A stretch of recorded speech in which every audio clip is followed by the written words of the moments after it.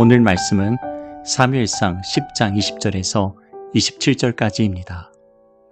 주님, 감사합니다. 오늘도 내가 원하는 대로 살지 않고 주님이 원하시는 대로 살아가게 하옵소서. 예수님의 이름으로 기도합니다. 사람은 각자의 기준을 갖고서 살아갑니다. 크게 하나님의 기준을 갖고 주의 뜻을 구하며 사는 사람과 사람의 기준을 갖고서 자기 중심적으로 사는 사람입니다. 나는 하나님의 기준으로 살고 있습니까? 사람의 기준으로 살고 있습니까? 첫째, 하나님은 뜻을 정하시고 행하십니다.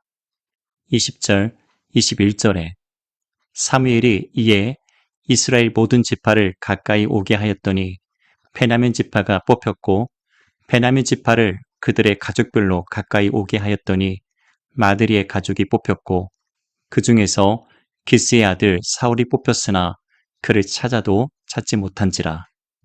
이제 사무엘이 이스라엘의 왕을 뽑고 세우기 위해서 모든 백성을 미스바로 불러 모았습니다. 그들이 모인 자리에서 사무엘은 이스라엘이 원한 왕의 제도에 관해서 하나님의 마음이 어떠한지, 하나님께서 어떻게 생각하시는지 다시 한번 이야기했습니다.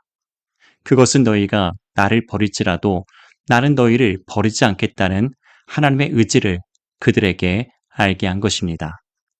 분명 이스라엘이 세상의 왕을 구한 것은 하나님을 버린 것이라 말씀하셨습니다. 그럼에도 이스라엘은 그 말씀을 듣고도 눈 하나 깜빡하지 않았습니다.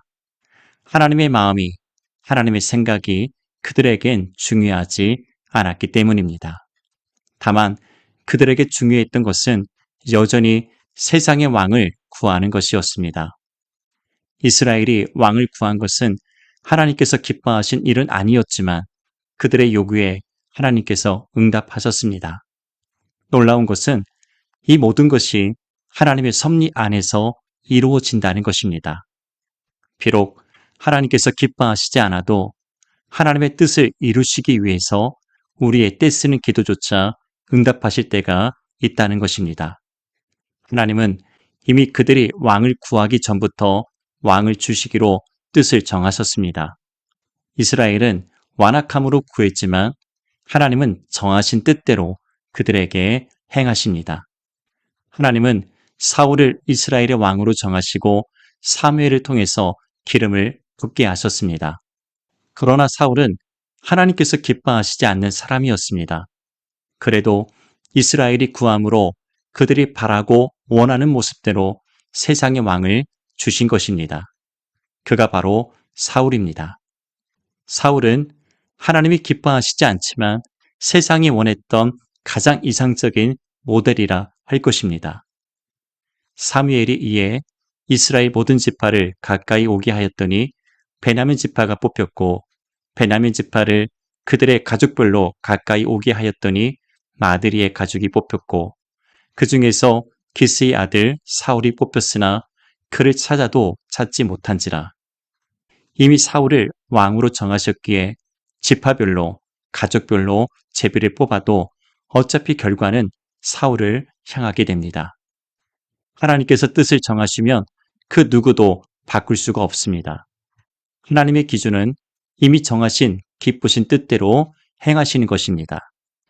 예수님이 가르쳐 주신 주기도문에 뜻이 하늘에서 이루어진 것 같이 땅에서도 이루어지이다 라는 말씀이 있습니다. 이처럼 우리는 하나님의 정하신 뜻이 이루어지도록 기도하며 믿음으로 순종하는 것입니다. 22절에 그러므로 그들이 또 여호와께 묻되 그 사람이 여기 왔나이까? 여호와께서 대답하시되 그가 진보다리들 사이에 숨었느니라 하셨더라. 드디어 이스라엘 지파들 가운데 가장 작은 지파였던 베냐민 지파에서 사울이 왕으로 뽑혔습니다. 이렇듯 하나님의 섭리와 역사는 정하신 뜻대로 이루어집니다. 그런데 눈앞에 보여야 될 왕이 보이지 않습니다. 기스의 아들 사울이 뽑혔으나 그를 찾아도 찾지 못한지라. 분명히 왕이 뽑혔는데 왕이 보이지 않으니 사람들이 사무엘을 찾아와서 묻습니다. 그들이 또 여호와께 묻되 그 사람이 여기 왔나이까? 마치 하나님께서 실수라도 하신 것처럼 그들 앞에서 잘못하여 선택하신 것처럼 그 책임을 하나님께 묻고자 한 것입니다. 사실 이스라엘은 베냐민 지파 가운데 자신들의 왕이 세워질 것이라고는 꿈에도 생각하지 못했습니다. 베냐민 지파는 이전에 기브아 사건으로 완전히 멸절당할 위기에서 겨우 살아남았던 아주 작은 지파였기 때문입니다. 아직도 이스라엘 백성과 베냐민 지파 사이에는 보이지 않는 앙금이 남아 있었습니다. 그런데 그런 지파에서 자신들의 왕이 나왔다는 것을 쉽게 받아들일 수 있을까요? 사울도 이 점을 잘 알고 있었습니다. 여호와께서 대답하시되 그가 진보다리들 사이에 숨었느니라 하셨더라. 그래서 사울도 두렵고 무서워서 사람들의 진보다리들 사이에 숨어 있었던 것입니다. 가만히 있어도 모자를 파내 베냐민 지파의 한 사람으로서 이스라엘의 왕이 된다는 것이 얼마나 위험하고 두려운 일인지를 잘 알았기 때문입니다. 사울 자신이 보아도 그런 자기의 모습이 우습고 믿기지 않았을 것입니다. 그런데도 하나님은 그 정하신 뜻대로 사울을 이스라엘의 왕으로 선택하셨습니다. 여기서 우리는 인간의 초라함과 무능함을 엿볼 수가 있습니다. 나같이 무능하고 어리석은 자를 하나님께서 사랑하시고 구원하여 세우셨다는 사실만 생각해도 가슴이 벅차오릅니다. 혹시 하나님의 뜻을 구하기보다 때를 쓰며 내가 원하는 것을 구하지 않았습니까? 둘째, 사람은 자기 눈에 좋은 대로 행합니다. 23절, 24절에 그들이 달려가서 거기서 그를 데려오매 그가 백성 중에 서니 다른 사람보다 어깨 위만큼 컸더라. 사무엘이 모든 백성에게 이르되 너희는 여호와께서 택하신 자를 보느냐?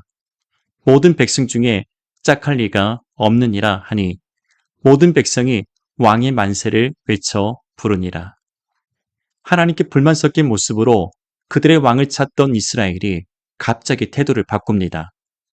이스라엘은 그들 앞에 나타난 사울의 멋지고 웅장한 외모를 보고서 자신들의 왕으로 인정했습니다. 사실 이스라엘이 원했던 왕은 계파도 혈통도 중요한 것이 아니었습니다. 오직 다른 이방 나라들처럼 자신들을 보호하고 지켜줄 멋지고 듬직한 왕을 찾았기 때문입니다. 그들이 보기에 사울은 딱 그런 왕처럼 보였던 것입니다. 사무엘이 모든 백성에게 이르되 너희는 여호와께서 택하신 자를 보느냐? 모든 백성 중에 짝할 리가 없느니라 하니 모든 백성이 왕의 만세를 외쳐 부르니라. 하나님은 이스라엘이 찾던 완벽한 왕의 모습을 갖춘 사울을 왕으로 주셨습니다. 이스라엘은 왜 하나님이 자신들에게 사울을 왕으로 주셨는가에 관심이 없었습니다. 오직 자기들의 눈에 보기 좋은 대로 반응할 뿐이었습니다. 26절, 27절에 사울도 기브와 자기 집으로 갈 때 마음이 하나님께 감동된 유력한 자들과 함께 갔느니라. 어떤 불량배는 이르되 이 사람이 어떻게 우리를 구원하겠느냐 하고 멸시하며 예물을 바치지 아니하였으나 그는 잠잠하였더라. 여기서도 사람들의 반응이 달라집니다. 한 부류는 하나님께 감동한 유력한 자들이었습니다. 그들은 사울의 뒤를 따라서 함께 기브아로 내려갔는데 하나님의 뜻으로 알고서 나라를 세우고자 했던 사람들입니다. 반면에 사울이 왕된 것을 싫어하고 불만을 가진 사람들이 있었습니다. 어떤 불량배는 이르되 이 사람이 어떻게 우리를 구원하겠느냐 하고 멸시하며 예물을 바치지 아니하였으나 이들은 자기들의 지파에서 왕이 나오지 않고 베냐민 같은 작은 지파에서 왕이 나온 것에 상당한 불만을 갖고 있었습니다. 이처럼 사람은 자신들의 유불리에 따라서 움직이려 합니다. 그러나 내가 보기에 좋지 않고 마음에 들지 않아도 하나님의 뜻에 따라 순종하는 것이 축복된 길이 됩니다. 나의 욕심과 탐심을 내려놓고 하나님의 뜻을 구하고 살고 있습니까? 기도하겠습니다. 이 세상에서 믿음으로 살아갈 때 사람의 기준에 따라 살지 않고 하나님의 기준에 따라서 뜻에 순종하고 믿음으로 살아가게 하옵소서. 예수님의 이름으로 기도합니다.